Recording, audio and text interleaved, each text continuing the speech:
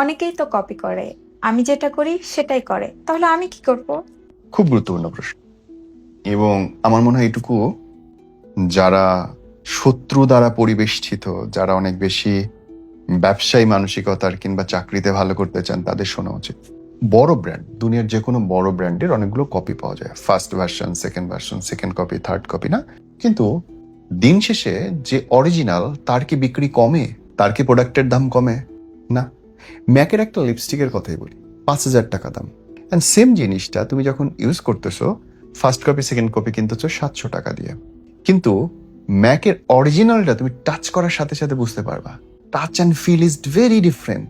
তুমি যা করছো সেটা অন্য যে কেউই যদি করে, তার সার্ভিস আর তোমার সার্ভিসে আকাশ পাতাল পার্থক্য হবে।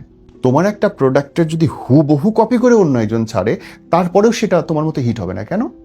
কারণ প্রোডাক্ট আসলে গুণে চলে না, প্রোডাক্ট চলে তোমার কেয়ারে, তোমার উপস্থিতিতে, তোমার যে এক্স ফ্যাক্টর আছে সেইটার কারণে।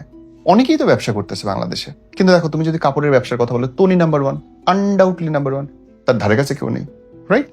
দেশীয় কাপড় নিয়ে যদি কথা বলো, যে কোনো একটা বড় ব্র্যান্ডকে দেখো, প্রত্যেকের কাপড় আলাদা, প্রত্যেকের ধরন আলাদা। হাতে নিলে বলতে পারবা কোনটা রঙের, কোনটা স্টেসিড, ইজিলি কিন্তু পারবা। কেন পারবা? Because the man behind the brand is the important.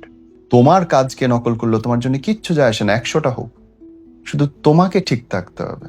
তোমার ব্র্যান্ডকেও নিয়ে গেলেও কিছু যায় আসে না, তোমাকে ঠিক থাকতে হবে। কারণ ব্র্যান্ড চলে গুণে না, ব্র্যান্ড চলে ব্যক্তিতে, যে স্বপ্ন দেখছে, যে যত্ন নিচ্ছে জিনিসটাকে, যে প্রেজেন্ট করতেছে তার উপরে।